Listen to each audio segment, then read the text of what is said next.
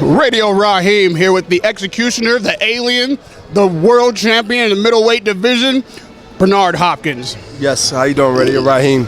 Excellent, man. This is a super huge fight week.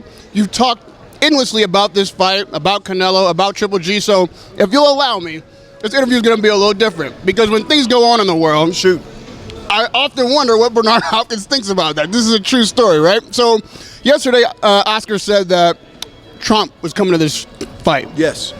He tweeted out that he's not going to make it, such and so forth. Who, Trump? Yeah, Trump. But obviously this week, Trump's become the Republican nominee for president, like a legitimate candidate. May only come down to two people, him or Hillary. I'm curious, you spent so much time on the East Coast, you spent so much time in Vegas in your career and life. What do you think about Donald Trump possibly being president of the United States?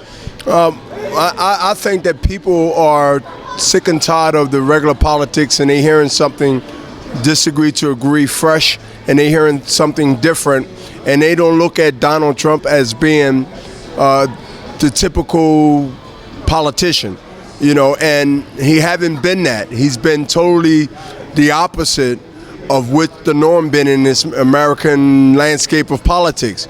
And I think that people are tired of hearing the same thing over and over, generation, and things are still the same, or even in some cases worse. And that gives an opportunity for a guy that's definitely witty and smart and know about business and know about relationships, bad or good or bad, that people want to hear from somebody they can relate to, who talks like they talk at home, who's not stuffy, who's not flying over the air while people are in the water trying to survive. When people are fed up, sometimes they make desperate decisions, or sometimes they make the right decisions. In this case, you could say it's 50-50. Some are so burnt out, then they will pick anyone that's speaking a language that they believe that they speak or think the way they think. It's a unique situation. We probably never see a situation like this again. Then again, it might open up a lot of other floodgates of people or known people and business people running for the biggest job in America. So it's really become a soap opera, but now it become a reality of, oh, wait a minute, this is not a joke. This is not Apprentice. This is not a situation of jokes and laugh anymore. Now you got to really draw a line on where you're going to be. If you're a Republican, now you become a Democrat, or you're a Democrat now becoming a Republican. There's a lot of switching and baiting going on right now, and then there's a lot of people just not voting at all or not even participating after all the years in their 60s and 70s or older saying you should vote, your vote counts. When you don't vote, you don't count. A lot of that is going out the window for this unique situation, and this seat run for or fill the seat of the president in a few months, in a couple of months.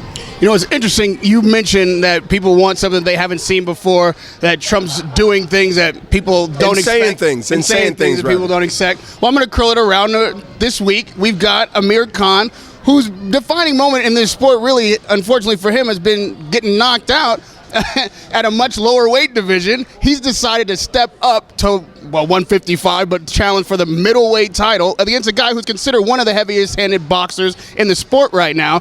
Do you think the desperation on his part, the unique aspect of that challenge for him, could get him the victory? And if so, how would that play a role in this fight? Well, first, it can give him the victory, but it also can backfire. And I've seen often enough in boxing over my time in the game, and even before being a boxing fan and being someone that pay attention to basically all the important weight classes, that there's always a side of the possibility. In this case, with Amir Khan and Canelo, you have two fighters that realize that this is not only being at the dance, but this is going through that door of superstardom. And Amir Khan, as we know, has been trying to get Mayweather for so long, and they both have the same representative, and that is Al Heyman, and it didn't happen. It has to be some frustration for years or months trying to get that fight to happen for whatever reason. And then you got to look at the Pacquiao. Okay, let me get off that horse and get on a Pacquiao horse. That didn't happen. And so when you probably how Amir Khan was thinking is like, hey, wait a minute. You know, I'm not getting younger. Big fights are happening, I'm not involved in it, and I'm in a weight class where there's all these super fights that surround me. I'm going to make my own decision. And he took the first step that can open up a lot of other big fights to happen. Look, we're willing to do any promoter, as Oscar said, and I'm echoing that. We said that a year ago, we're saying it even more now. I believe it's starting to actually bust through the seams and happen, and I think the first, maybe the second, but I say the first person that really, on a big name of this magnitude, who really now took that first step is Amir Khan. And you know what? This is not a fight that Canelo should take, and is not taken and shouldn't take as a walk through the park fight. Amir Khan is a guy that can not only use his speed and pile up points and make you play behind the 8-ball. He has the ability of the amateur pedigree and also the pros, and been at the big dance. He's not going to be starstruck or stage struck when he get up here. He's been there. He's had the taste of that. Canelo had the taste also, as you know, with Floyd Mayweather at a young age of 21, 22. Now he's 25, I believe. I believe that this fight is basically going to come down on not just power, not just speed. It's going to come down to the corners, the discipline of the fighters, and who take the early lead and keep it. And that's going to be the victory of the fight. But I do have a prediction. My prediction, even though you didn't ask yet, Brother Raheem, but I know it's coming.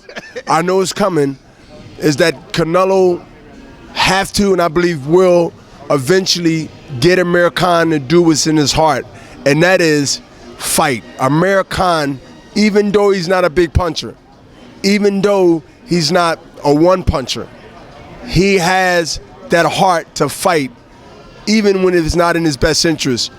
And that cost him really the fight with Danny Garcia when he got hit with that big left hook. I believe it's going to be a little different, but the same outcome, late 10 or 11 round TKO win by Canelo. I've only got one more subject for you.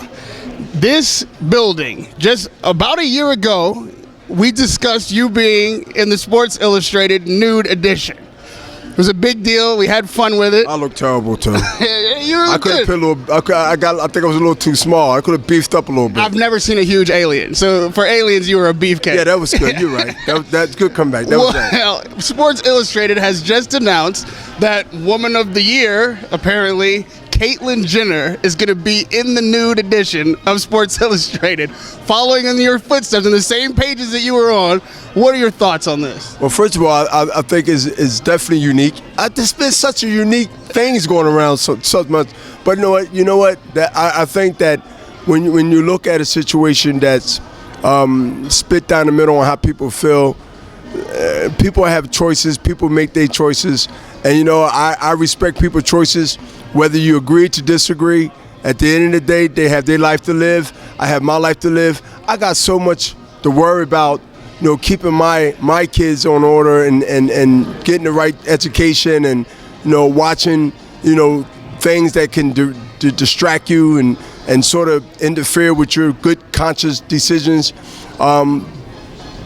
Big up to CAITLYN, and you know what? I just hope she look good. Radio Raheem with the alien, the executioner, Bernard Hopkins, the best middleweight in my lifetime. It's a pleasure to talk to you always. Thank you, man. We do it big here in Las Wages / Las Vegas. That's right. That's right. Thank you, H. All right, brother. Thank you. Sure, all the time. Appreciate it.